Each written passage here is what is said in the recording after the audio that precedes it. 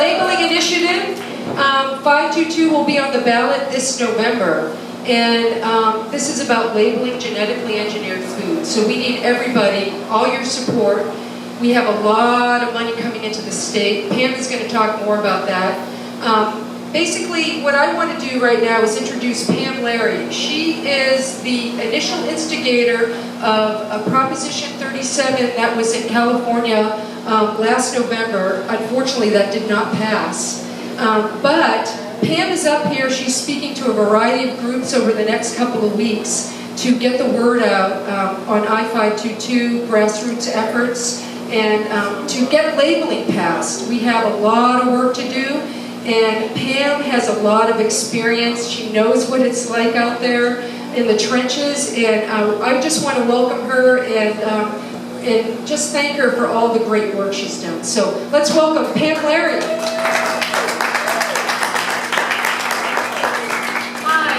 All. This needs to be different a little bit. But anyway, so I can't see anybody, but I'm really excited to be in Washington. This is only the second time in my life I've been up here, and I can't think of a better place to be right now because, as I've been telling people around the country, right now we're all from Washington.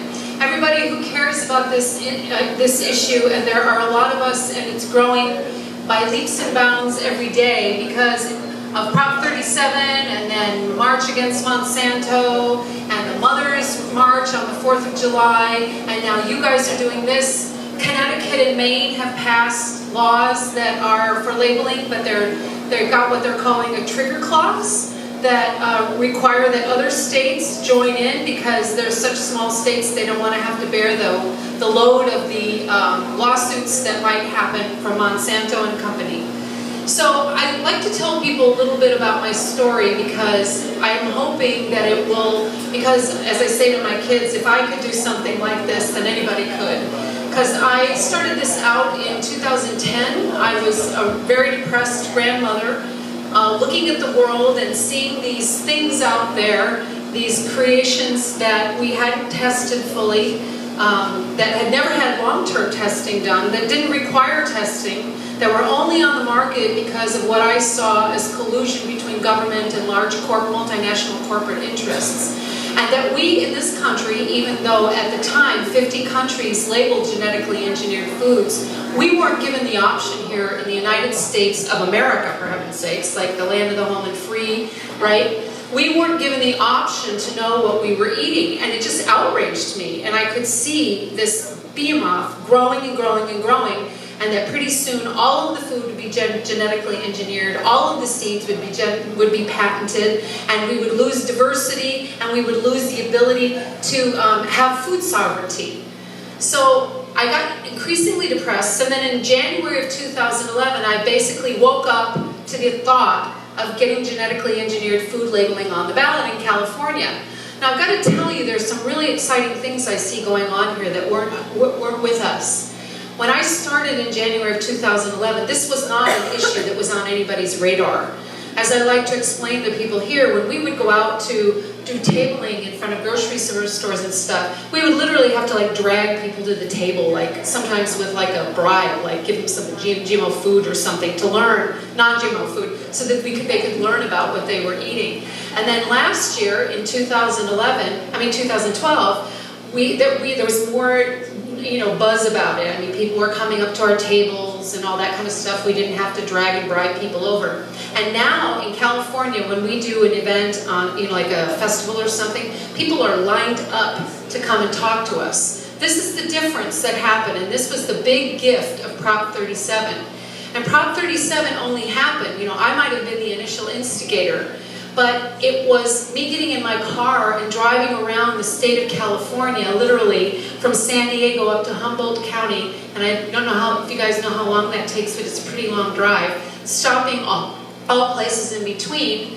I've been in my car basically since March of 2011, and it was people around the state. I would talk to them and I would say, hey guys, let's do a ballot initiative. Doesn't that sound like fun? And they'd go, yeah, I'm ready to go.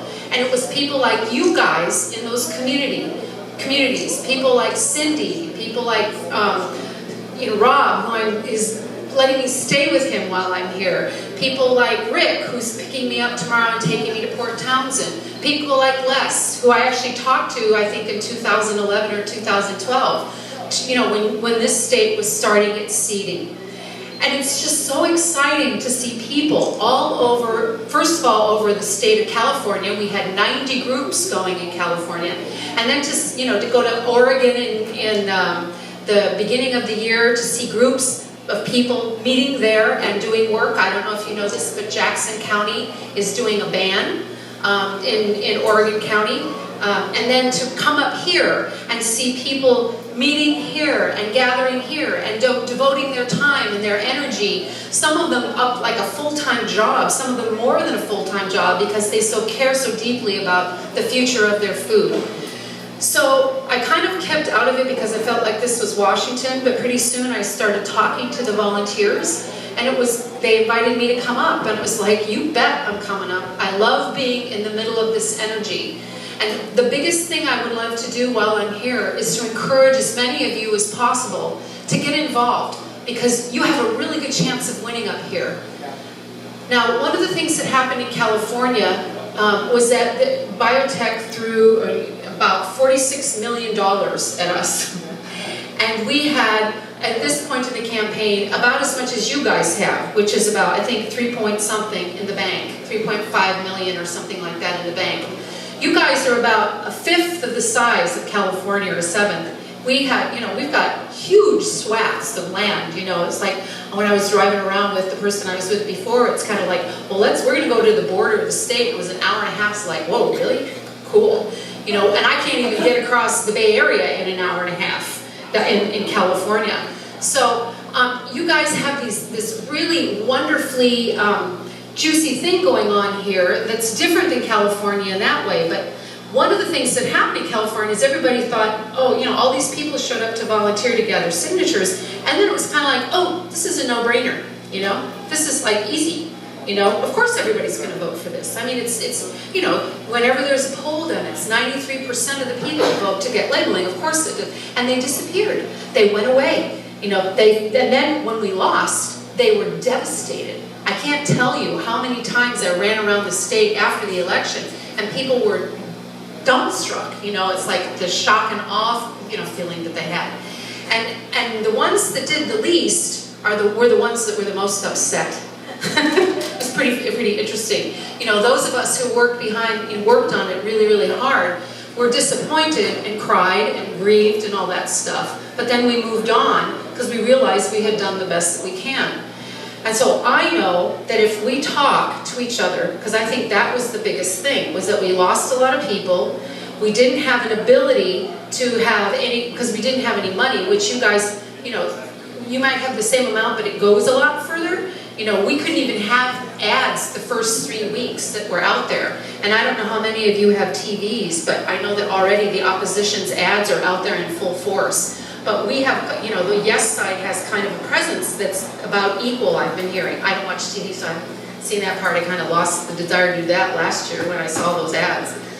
But the neat part is you've got parity now, and you've got ads out there.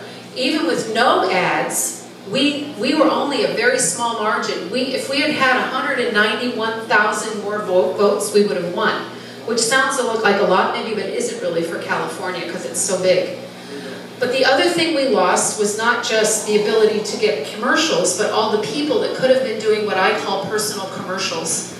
Because when you look at someone's eye or you talk to someone on the phone yourself, that's a much more powerful message, and much, you know, you're connecting at a human level.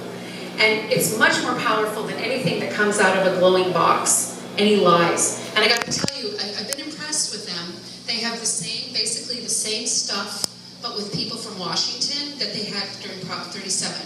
So you're going to hear about dog food, you know, you're going to hear about the dog food. Folks, in California, our legal definition of food includes pet food. Yours doesn't. Yours reads food consumed by persons. So what they're doing is they're taking stuff from Prop 37 and trying to confuse people. And the other piece is like they'll say, you know, your dog food has to be labeled, but your meat doesn't. So even if it did have to be labeled up here, which it did like in California, it was the corn and the soy soy in the dog food that would have had to have been labeled, not the meat. Meat, when it is genetically engineered, and it will be, it's in development. I don't know if you folks know about this, but you've got the salmon.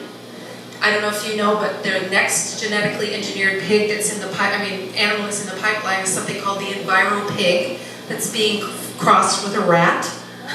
So that when they fart, basically, there's not as much methane, okay? But it makes the pigs sick. There's a cow that's in development in China, crossed with human genes to create milk that's more like mother's milk. There is a goat that's not for human consumption, but that's being crossed with spiders so as to give milk that you can make into a very strong material that's almost like a bulletproof material vest. So there's all sorts of weird stuff going on out there, like cats that glow in the dark and all that kind of stuff. But we're just asking to have our food labeled, okay? So when meat is genetically engineered under 522, it would be labeled. Likewise with milk. When, milk is not genetically engineered because it comes from a cow, and cows aren't genetically engineered yet. When it is genetically engineered, then all that stuff will have to be labeled. Soy, however, is genetically engineered. Another thing you're going to hear about is, when you go to the store and you buy a pizza, you have to, you see a label, but if you get a pizza in a restaurant, you don't have to label it. What's wrong with that? When was the last time you went to a restaurant or a takeout place and ordered a pizza and it had a label on it? It doesn't. This is a law that very clearly is about labeling genetically engineered foods that are in the grocery store and is labeled. So when you hear all those ads and you hear people talking to you, people asking questions, just remind them of who is paying for those commercials. It's the 6 largest chemical companies on the planet, the same companies that created Agent Orange, PCBs, and lied about them in courts and law so that people, like our vets, didn't get their benefits. It's about cities in Alabama, Anniston, Alabama, with PCBs.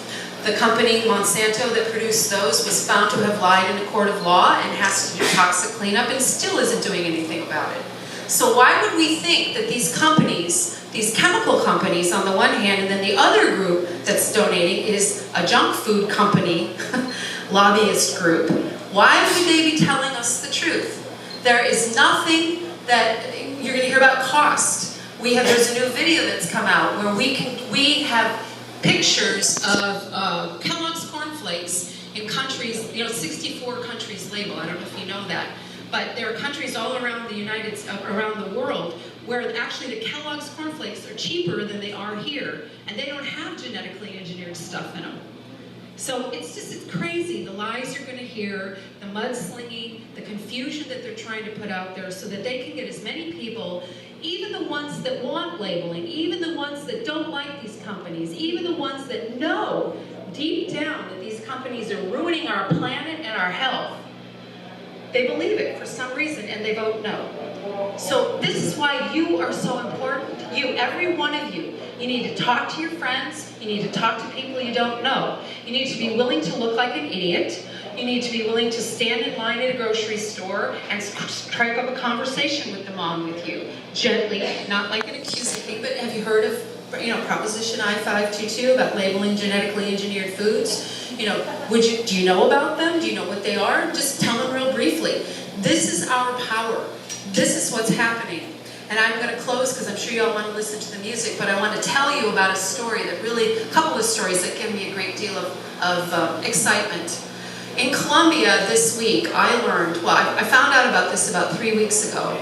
One of the other pieces about this is the seed sovereignty, which I mentioned. And the EU right now has a law that's being considered before it where the only way you can sell seeds is if they're registered with the country, with the state. And guess what that means? The chemical companies will go in there and they'll, reduce the number of the variety. Well, it's just trying to get passed in the EU, but it actually got passed in Colombia. And the farmers were told that they couldn't save their seeds anymore and plant them and sell them as farmers do. And so the farmers revolted and they took to the streets. And eventually they were joined by the unions and the students. And they protested for 3 weeks, and just this week, they were able to overturn that law. So folks, yeah, pretty cool stuff. So you guys, right now, this is a message I'm trying to tell you, is that what's going on here in your state. You may not realize it, but all of the eyes around the United States and Mexico, because I talk to people, and Canada, and the EU is watching us too. You know, they watched us during Prop 37, they're watching us now.